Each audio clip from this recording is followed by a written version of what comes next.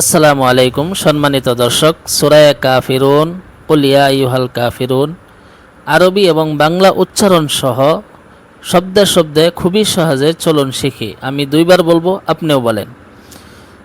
আউযু বিল্লাহি মিনাশ শাইতানির রাজীম, বিসমিল্লাহির রহমানির রহিম। কুল ইয়া আইয়ুহাল কাফিরুন। قل يا أيها الكافرون لا أعبد ما تعبدون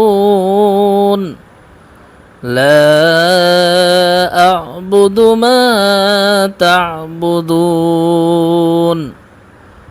ولا أنتم عابدون ما أعبد ولا أنتم عابدون ما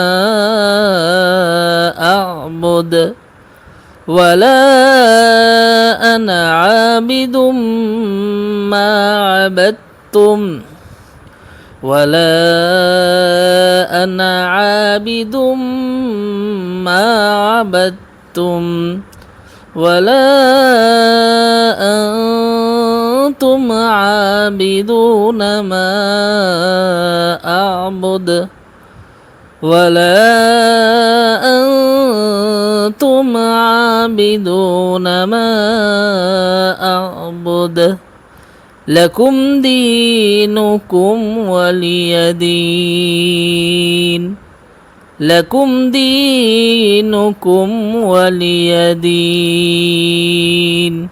এরকম সুন্দর সুন্দর ইসলামিক ভিডিও পাওয়ার জন্য আমাদের চ্যানেলটি সাবস্ক্রাইব করে দেন। Please follow and subscribe for next video. জাযাকাল্লাহ।